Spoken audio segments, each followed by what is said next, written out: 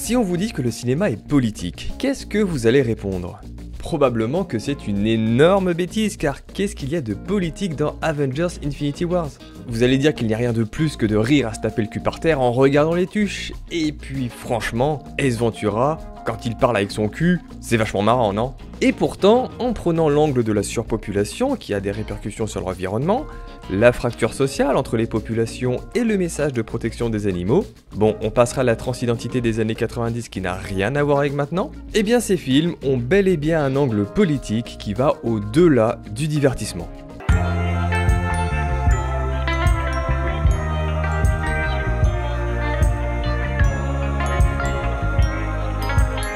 Et finalement, Get Out, au-delà d'être un film d'horreur psychologique destiné au grand public, eh bien, il met carrément les pieds dans le plat en questionnant les spectateurs sur leur rapport avec la culture noire. Mais ce qui est intéressant avec ce film, c'est que tout le monde ne l'a pas compris de la même façon. Car apparemment, et vous l'aurez compris, ça sera le sujet de cette vidéo, Get Out serait un film anti-blanc.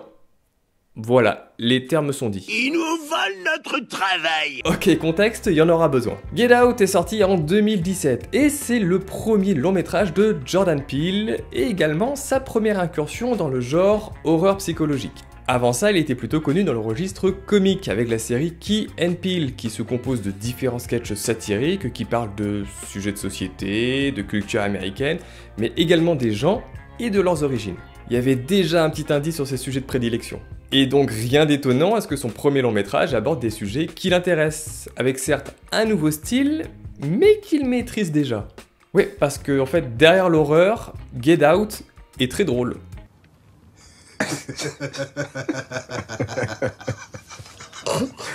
Dans Get Out, Chris Washington, un photographe noir, et Rose Armitage, sa petite amie blanche, organisent un week-end chez les parents de cette dernière. Mais ce n'est pas n'importe quel rendez-vous, car c'est la première fois que Chris va faire leur rencontre après 5 mois de relation.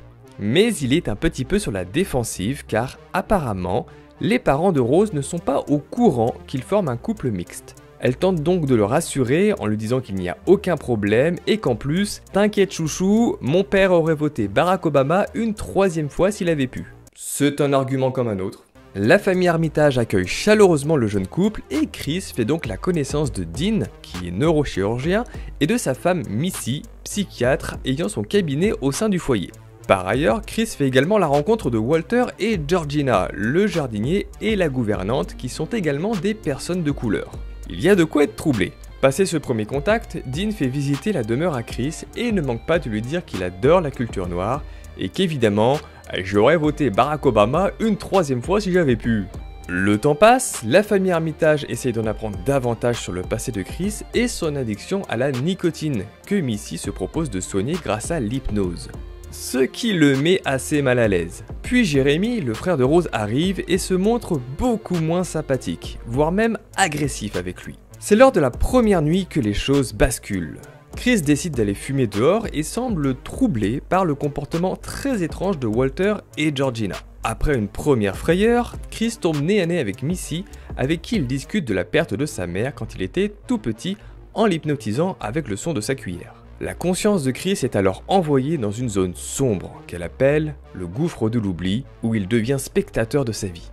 Chris se réveille en panique en croyant avoir fait un cauchemar, mais se rend vite compte que la séance a bel et bien eu lieu et qu'il n'a plus trop envie de s'en griller une. Ce même week-end, la famille Armitage organise une petite réception avec des proches, principalement composés de vieux riches, qui sont tous très intéressés par Chris. Un peu gênant, surtout que Chris est le seul noir de l'assemblée, à l'exception de Logan King, qui a quand même un comportement bizarre. Après avec le Covid, moi je sais plus si on se fait un check, si on se serre la main, je suis complètement perdu. Chris essaye de prendre Logan en photo, mais le flash lui fait avoir une crise, et le jeune homme se jette sur lui en lui disant de s'enfuir.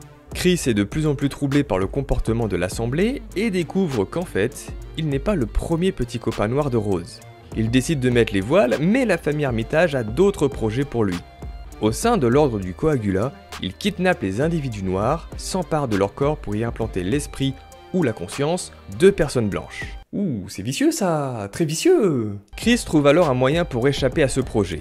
Massacrer toute la famille. Le père, la mère, le fils, la fille et même les 2 domestiques qui sont en fait les grands-parents de Rose dont l'esprit a été transporté dans ses corps. Et donc pour certains, la conclusion du film serait « Les femmes blanches vous veulent du mal, leur famille est tarée, et venez les gars, on reste entre nous ». Nouveau contexte, les parents de Jordan Peele sont un couple mixte, lui-même est en couple avec Chelsea Peretti, et ensemble ils ont un enfant qui est quand même vachement blanc. Même un petit peu roux. Je sais, c'est le niveau 0 de l'argumentation, mais je tenais à le préciser quand même. Bon, maintenant on va s'intéresser d'un peu plus près au film, en voyant de quelle manière Jordan Peele traite du sujet du racisme. Parce que c'est de ça dont il est question. Et d'une façon bien plus intelligente et profonde qu'une bête histoire de film anti-blanc. Get Out surprend parce qu'il place son récit au milieu d'un environnement qui représente le stéréotype de la famille américaine démocrate, intellectuelle, ouverte sur les autres cultures. On pourrait dire que la famille Armitage, ce sont les voisins que tout le monde pourrait avoir, sans problème, et pas du tout racistes. En apparence. Le racisme dans Get Out fonctionne sur un principe simple. Les micro-agressions continuelles. Alors, dans l'idée, la famille Armitage arrive à être ouvertement raciste, sans que personne ne s'en rende compte. L'objectif des micro-agressions est de déstabiliser son interlocuteur par petites touches, jusqu'à ce qu'il devienne fou et passe pour une personne hystérique qui surréagit. Et la famille Armitage ne perd pas de temps pour commettre des petites agressions contre Chris. Et ça commence même directement avec Dean quand il parle du chevreuil que le couple a renversé sur la route, en annonçant frontalement qu'il n'aime pas les chevreuils, qu'ils leur volent leur travail, qu'il faut les éliminer, bref, il les aime pas. Ils nous veulent notre travail. Notre travail. Mais il ne s'arrête pas là et enchaîne pendant la visite de la maison où il dit beaucoup voyager et donc ramener des souvenirs des pays visités. Donc comprenez bien, s'approprier la culture des pays. Mais l'élément le plus intriguant est la photo du grand-père Armitage lors des Jeux Olympiques de 1936. À ce moment, Dean évoque tout de suite l'histoire de Jesse Owens qui a remporté 4 médailles d'or devant un certain chef allemand. Je dis pas son nom au cas où ça plaise pas à YouTube, mais vous avez compris de qui je parle. Alors ok, c'est la photo de son père, mais s'il était vraiment antiraciste et qu'il aime raconter cette histoire, ça serait pas plus judicieux d'afficher également une photo de Jesse Owens? Juste une idée comme ça, hein. Vous en faites ce que vous voulez. Et comme on l'a vu précédemment, Dean rappelle qu'il aurait voté une 3e fois pour Barack Obama. Mais sa façon de le dire n'est pas anodine. Il répète presque mot pour mot les paroles de Rose. De cette manière, on peut comprendre que c'est un discours rodé qui a très souvent été utilisé avec de précédentes victimes. Et enfin, Dean continue les micro-agressions avec un vocabulaire emprunté à la culture afro-américaine. Le chef de famille a parsemé sa première rencontre de petites allusions afin que Chris ne se sente pas en sécurité. Et la raison est simple, Chris est une proie, et c'est à ce moment-là que la chasse commence. T'inquiète, les chasses à l'homme, c'est pas le genre de la maison. Mon père aurait voté Obama une 3e fois sans hésiter. On peut d'ailleurs dire que la scène du chevreuil qui se fait renverser est une sorte de présage pour Chris. Et toute la famille se met à chasser avec ses propres armes. Missy qui fait du bruit avec ses cuillères et son verre, Jeremy qui défie Chris sur le terrain physique, mais cette première agression de la famille Armitage contre Chris se passe de façon vicieuse et maîtrisée, parce qu'ils en sont pas à leur coup d'essai. Ce qui n'est franchement pas le cas des invités de la réunion qui accumulent les boulettes et font en sorte que Chris ne se sente pas à sa place et décide de partir. Que ce soit les allusions sur sa condition physique, ses performances sexuelles, l'évocation de Tiger Woods ou même tout simplement le fait que le noir serait à la mode. Ils disent des conneries ultra racistes sans se rendre compte de leur racisme. Mais c'est parce qu'il y a un nouveau concept qui intervient. Et à ce moment-là, le film apporte une thématique qu'on appelle l'ethnomasochisme. Et là, on va rentrer dans une dimension très politique, donc accrochez-vous. Pour la faire courte, l'ethnomasochisme, c'est une attitude psychologique, on peut même parler d'idéologie, dans laquelle une personne d'une ethnie va dénigrer son histoire, sa culture, sa couleur de peau, etc., jusqu'à en vouloir sa dissolution au profit d'une autre ethnie. Concept qui a été inventé par l'essayiste Guillaume Fay. Alors je ne vais pas davantage m'étaler sur l'utilisation actuelle de son concept, parce que je suis certain que c'est un argument qui est utilisé à la fois en faveur que contre le racisme. Et ici, on parle d'abord cinéma. Mais c'est bien une forme d'ethnomasochisme que l'on observe dans le film pendant la scène de la réunion. Rappelez-vous, les invités tâtent Chris pour le juger.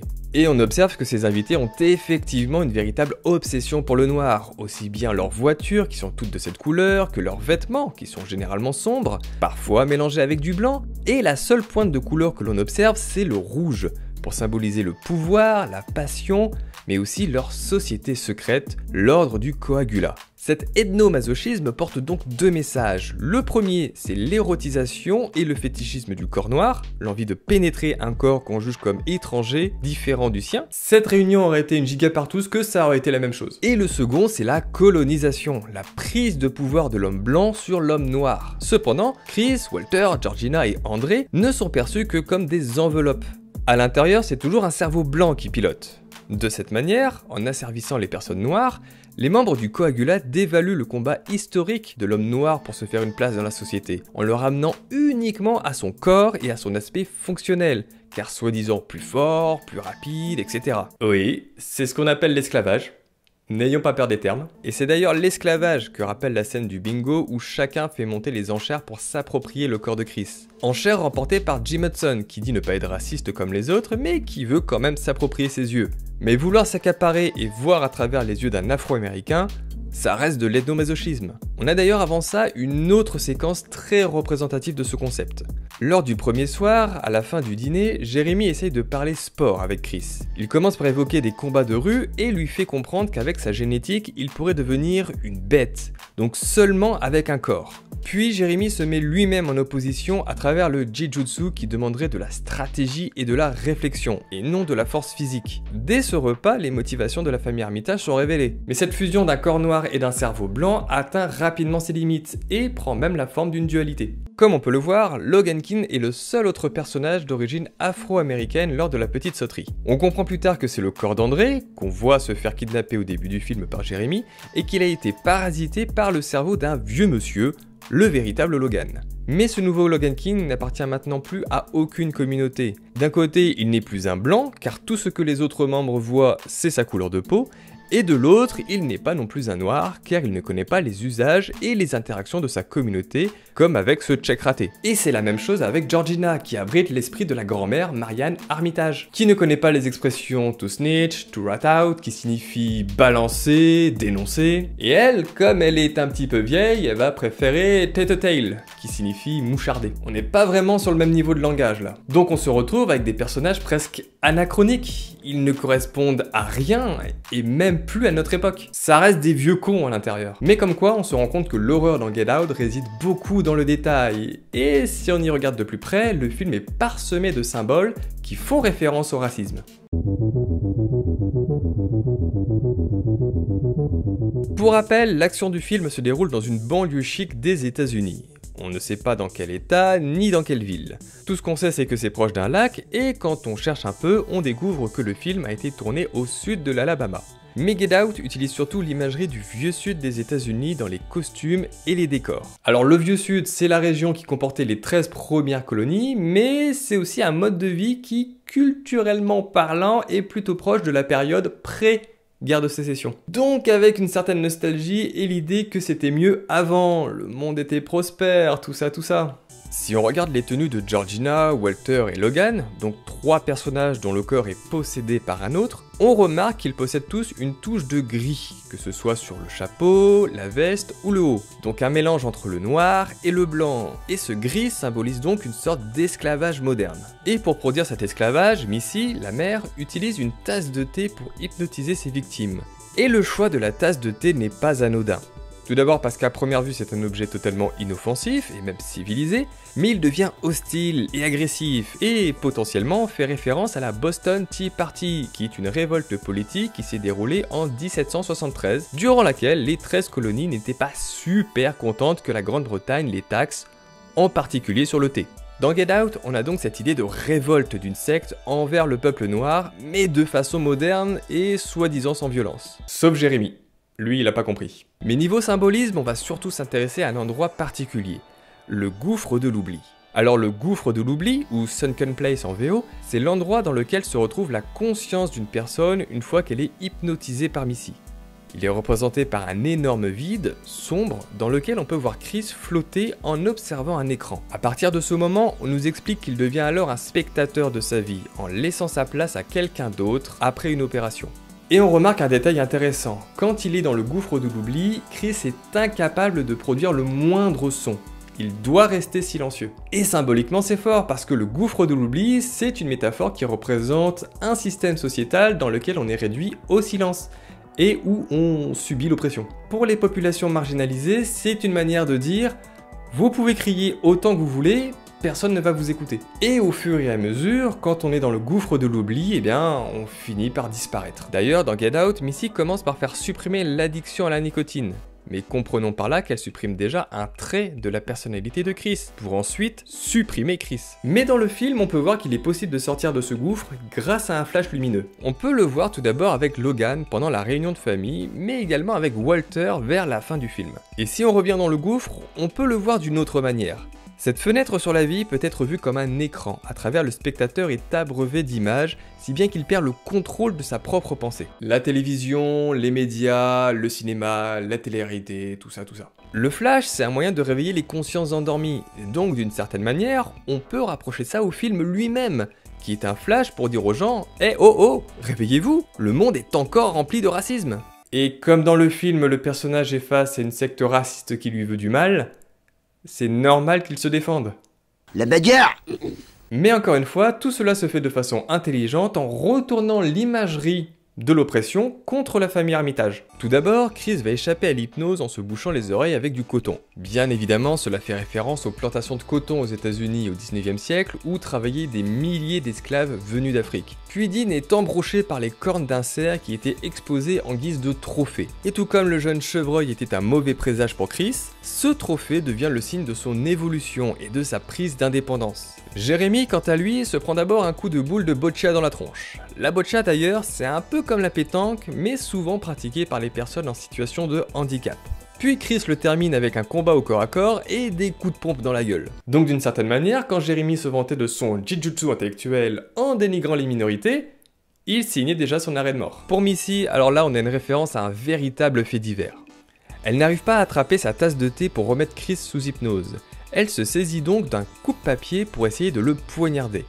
Le 20 septembre 1958, une jeune femme du nom d'Isola Curry a tenté d'assassiner le militant Martin Luther King en utilisant un coupe-papier.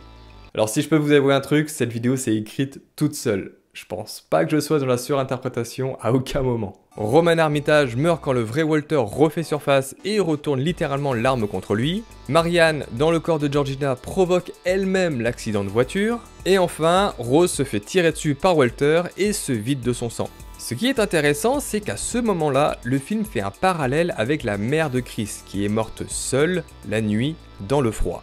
Pour Chris, c'est probablement la pire mort qui puisse exister, et alors qu'il s'apprêtait à étrangler Rose pour la finir, il s'arrête à l'arrivée de Rhodes et la laisse là, sur la route. Parce que tout ça, c'est à cause de Rose. La connasse. Vous avez remarqué, j'ai pas trop parlé de Rose jusqu'à maintenant, et pourtant il y en a des choses à dire. Quand on observe la famille Armitage, on découvre que les membres sont des gros stéréotypes de la famille, bobo, intellectuel, démocrate. Dean, c'est le chef de famille à lunettes ayant une brillante carrière en médecine. Missy, c'est la mère chaleureuse, un peu hippie, qui veut soutenir et aider les personnes dans le besoin. Jérémy, c'est le petit con, qui cherche à confronter quiconque s'approche de sa sœur et qui essaye de devenir comme papa. Et Rose, en apparence, c'est la jeune féministe qui se bat pour les droits de toutes les minorités. En apparence.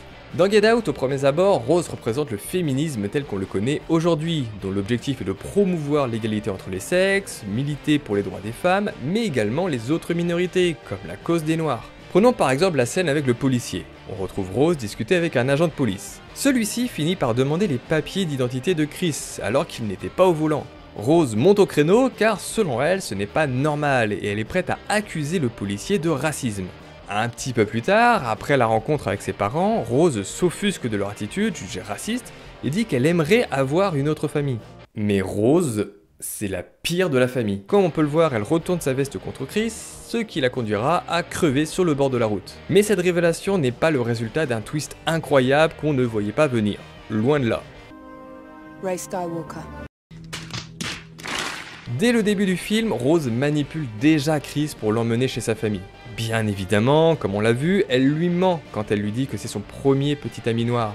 Et elle introduit déjà l'excuse d'Obama. Et pour la séquence du policier, elle fait en sorte que Chris ne donne pas sa carte, non pas pour une histoire de racisme, mais pour que le policier n'ait pas de traces de sa venue dans le coin, en cas de disparition. Ensuite, le fait de se plaindre de sa propre famille est une technique pour davantage manipuler Chris, car elle reste toujours aux ordres de papa, qui, lorsqu'il parle de bingo, donne le signal pour qu'elle aille isoler notre personnage principal. Ooh, that's a bingo! Rose est un personnage féministe, oui. Mais elle appartient au mouvement qu'on appelle le féminisme blanc. Ok, on défend les femmes, mais à condition qu'elles soient blanches, et on omet toutes les autres formes d'oppression, en particulier les autres femmes racisées. Le féminisme de Rose, c'est un féminisme qui fait passer ses intérêts en premier. Donc ce qui fait d'elle une complice de l'oppression de Chris. On peut même dire que le féminisme blanc, c'est la version polie du racisme. Mais c'est du racisme quand même. Mais il y a un petit détail qu'on va évoquer qui permet de comprendre entièrement la personnalité de Rose. Et voir à quel point c'est vraiment la pire de la famille. Rose est une psychopathe. Pendant toute la durée du film, elle nous apparaît comme étant une femme pleine de vie, qui vit ses émotions à fond. Elle semble folle amoureuse de Chris, elle s'inquiète pour lui, mais dès la révélation, sa personnalité change du tout. Elle devient beaucoup plus insensible dans son attitude et son rapport aux autres. Son physique change également, elle attache ses cheveux, on la voit ensuite porter une espèce de col roulé blanc très cintré qui en fait un personnage froid, on a presque l'impression de voir un robot. Également, quand on la voit dans sa chambre, elle sépare son lait et ses céréales. Si vous faites pareil, vous êtes des grands malades! Plus sérieusement, dans cette scène, on comprend qu'elle prend le temps de choisir ses victimes, puis elle va ensuite les séduire pendant un long moment. Je rappelle qu'elle a vécu 5 mois avec Chris. Rose est un personnage très méthodique, qui prend un réel plaisir à faire souffrir les autres. Jérémy est beaucoup plus impulsif, comme avec le kidnapping d'André au début du film. Le pauvre était au mauvais endroit, au mauvais moment. Donc au final, Get Out, c'est quoi? C'est un film qui raconte l'histoire d'un jeune homme noir qui se retrouve piégé dans une famille blanche, dont les membres font partie d'une secte raciste pratiquant la négrophilie. Et donc par définition le fétichisme, l'hypersexualisation des noirs, et qui a encore des pratiques et des réflexes coloniaux. Et dont l'objectif est de s'emparer du corps de Chris. Dans une interview, Jordan Peele raconte que ce film représente une phobie qu'il peut avoir. Rappelons que le principe d'une phobie, c'est de ne pas être rationnel. Mais à aucun moment il ne fait l'apologie d'un racisme anti-blanc. Il parle juste de sa propre vision que les blancs ont de lui, même en étant le fils d'un couple mixte et formant lui-même un couple mixte. Je rappelle que les actes racistes sont encore extrêmement présents aux États-Unis, même 5 ans après le film. Allez, c'est tout pour cette vidéo, n'hésitez pas à laisser un petit commentaire juste en dessous pour me dire ce que vous en avez pensé. Les messages d'insultes seront évidemment supprimés, après que je vous ai dit d'aller vous faire mettre. Et nous, on se retrouve très bientôt pour une prochaine vidéo. Je vous fais des bisous, allez ciao.